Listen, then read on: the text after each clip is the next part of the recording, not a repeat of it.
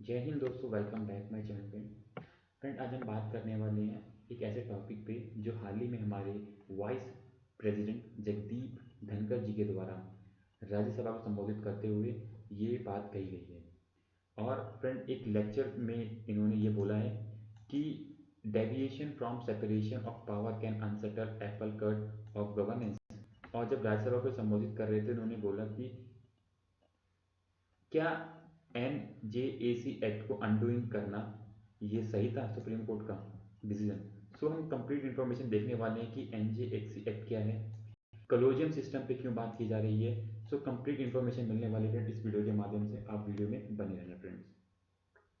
जब हमारे प्रेसिडेंट ने फ्रेंड ये बोला कि एनजीएसी एक्ट को अनडूइंग किया गया, सो ये सही था। तो सुप्रीम कोर्ट ने भी अपने एक स्टेटमेंट दिया जिसमें बोला SC says colloquium system is land a law of land comments again is not valid taken। सो अगर आप colloquium सिस्टम के अगेंस्ट कुछ बोलोगे तो वो हम कमेंट नहीं लेंगे। सो क्या है फ्रेंड, पूरी कंप्लीट इन्फॉर्मेशन आपको मिलने वाली है इस वीडियो के माध्यम से, तो वीडियो के एंड तक बने रहना ताकि आपको आपके एग्जाम पॉइंट ऑफ व्यू से भी इंपॉर्टेंट ये होने वाला फ्रेंड टॉपिक।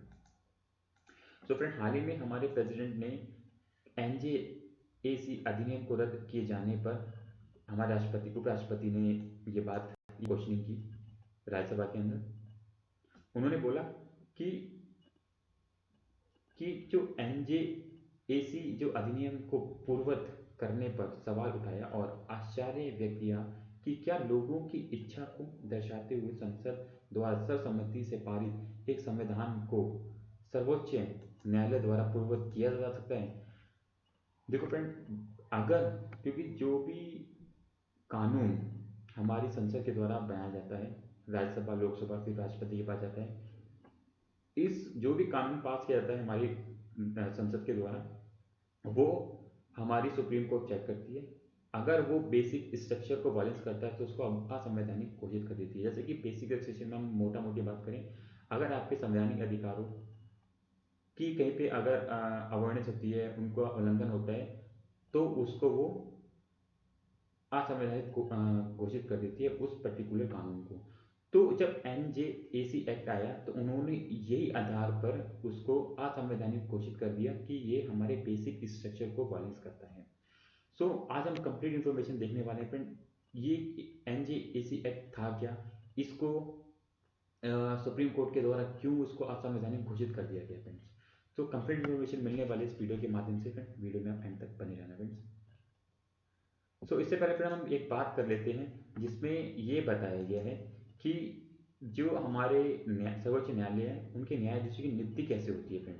ठीक है ना, देखो हमारे बेसिक जो इस सेक्शन में क्या है कि जो हमारा न्यायाधीशों की नियुक्ति जो होती है वो हमारे सुप्रीम कोर्ट के द्वारा जो नियुक्त किए गए जो भी पैनल होते हैं वो उनकी नियुक्ति करते हैं, फिर वो सीजीआई के पास जाते हैं, सीजीआई उनको फिर हमारे राष्ट्रपति के पास जाता है, राष्ट्रपति उस पर सिग्नेचर कर देते हैं, उनकी नियुक्ति हो जाती है। तो फ्रेंड, ये जो कंप्लीट प्रोसीजर है इसके ऊपर ये सब चीज़ें चलती हैं।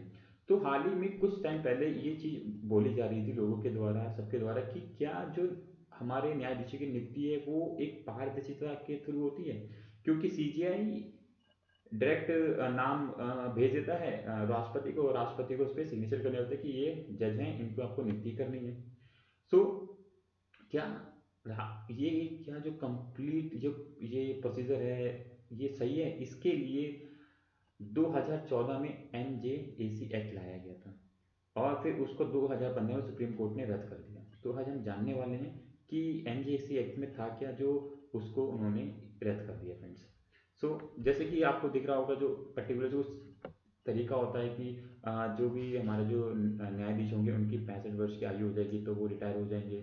ठीक है ना, सर्वोच्च न्याय जो हमारा जो सीजीआई होगा वो उसकी जो राय होगी वो बाध्यकारी है या नहीं है।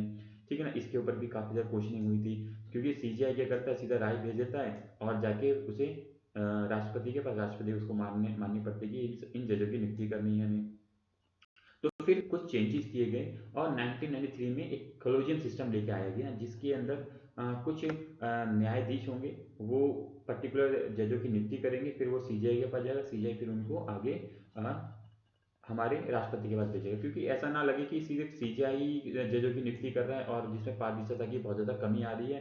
तो क्योंकि फ्रेंड अभी जो हमारे लोगों का जो बिल्कुल भरोसा है वो हमारी न्यायपालिका पे बना हुआ है, ताकि उन्हें ये लगता है कि कोई भी ऐसा कार्य होगा, जो भी गैर कानूनी कार्य होगा, वो हम जब भी न्यायालय में जाएंगे वो उनको हमें पूरा न्याय मिलेगा उधर।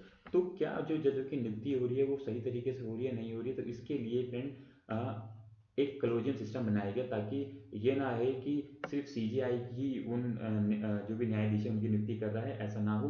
तो उसके लिए उन्होंने कलोजियम बिठाया गया। कलोजियम के अंदर पैनल में वरिष्ठतम अधिकारी न्यायाधीश होंगे, जो किसी भी जज की नियुक्ति करेंगे और फिर उस जज को सीजीआई के पास भेजा जाएगा, फिर वो फाइनली राष्ट्रपति के पास जाएगा।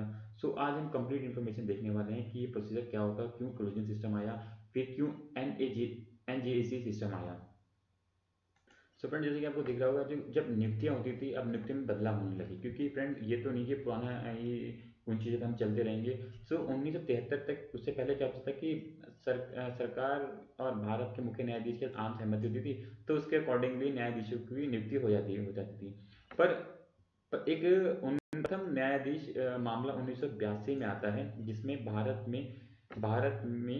के सर्वोच्च न्यायालय में एक याचिका दायर की जाती है। इस मामले को एस.पी. गुप्ता केस या फर्स्ट जे जस केस के नाम से जाना जाता है। सुप्रीम कोर्ट ने इस मामले की कार्रवाई के दौरान दो प्रमुख बिंदुओं पर चर्चा की। जब भारत के सर्वोच्च न्यायालय को पूछा गया कि संविधान संवैधानिक अनुच्छेद 124 में परामर्श शब्द का अर्थ सहमति है, तो सुप्रीम कोर्ट ने इसे खारिज कर दिया, यह कहते हुए कि इनकार कर दिया कि परामर्श का मतलब है सहमति नहीं है। मतलब अगर जब सरकार के पास न्यायाधीशों की नियुक्ति के लिए भेजा जाता है, तो क्या उसको मानना पड़ेगा सरकार को कि हाँ, ये जो जज आए हैं इनकी नियुक्ति हमें करनी पड़ेगी। उससे पहले, सबसे पहले 1982 में ये एक याचिका दायर की गई, तो उसमें परामर्श शब्द को ऐसा मना कर दिया गया कि ये एकदम सहमति नहीं है, आप आपका स्वतंत्र हो, आप इस पे जिस मर्जी का निर्णय ले सकते हो। ठीक है। तो सर्वोच्च न्यायालय ने परामर्श शब्द के आधार पर राष्ट्रपति निर्णय लेने के लिए बाध्यकारी नहीं है। ठीक है ना। तो वहां पे मना कर दिया गया कि जो हमारे राष्ट्रपति होंगे, जो सर्वोच्च न्यायालय द्वारा भेजे गए परामर्श, जो भी नियुक्ति भेजी गई है, उसको मानना है या नहीं मानना है, वो इसके लिए बाध्यकारी नहीं होंगे।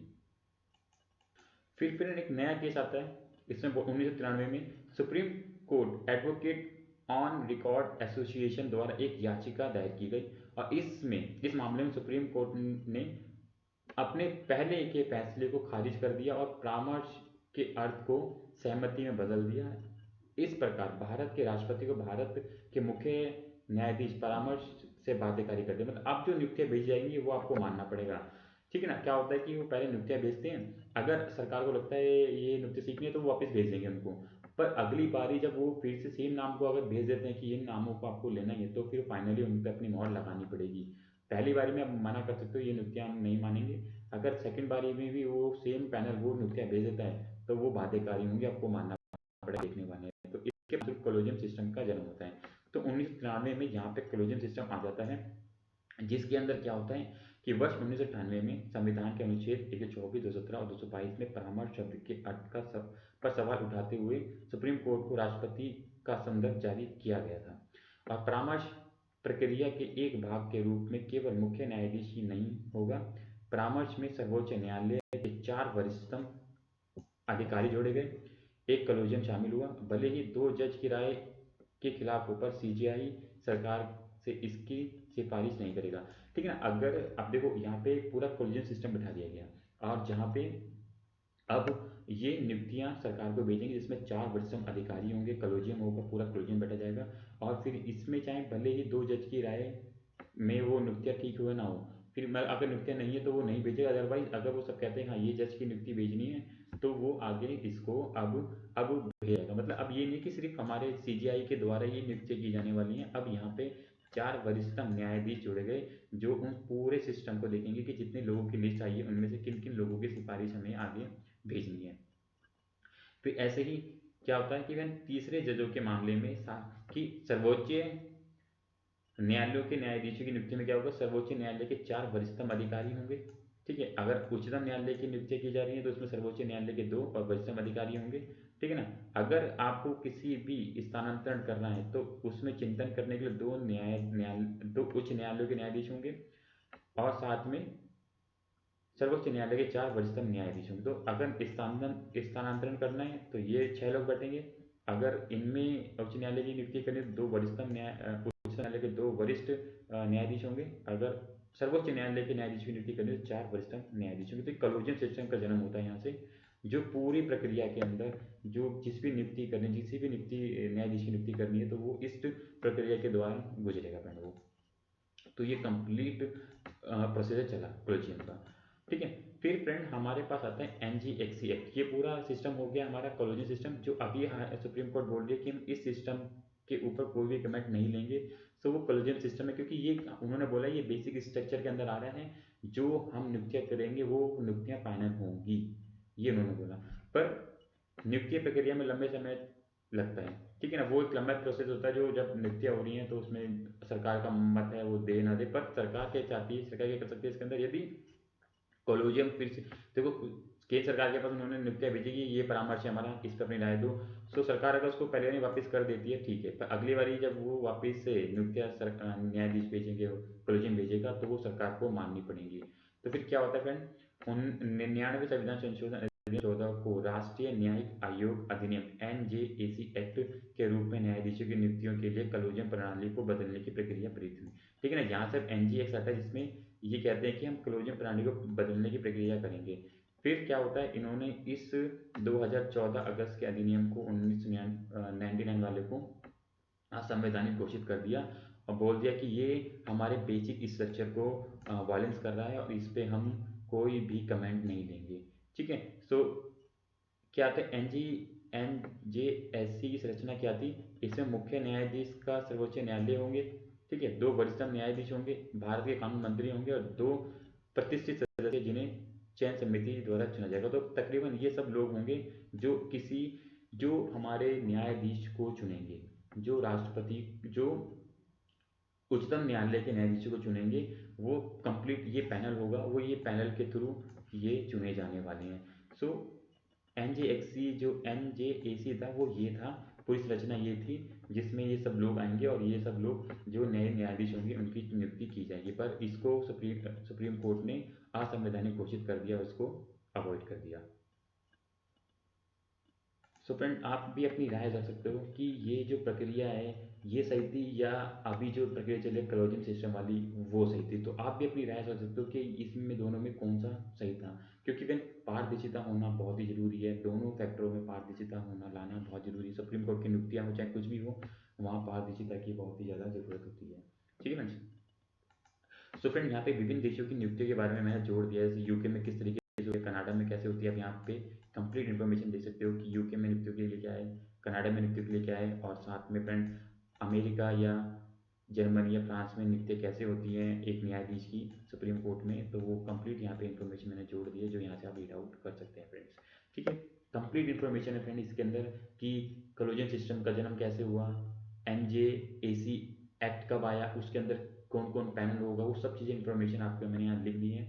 आप इस वीडियो को देखें और जो भी आपका राय है वो कमेंट में जरूर लिखें कि एनजीएक्सी एक्ट ठीक है या अब जो चल रहा है कॉलेजियम सिस्टम ठीक है।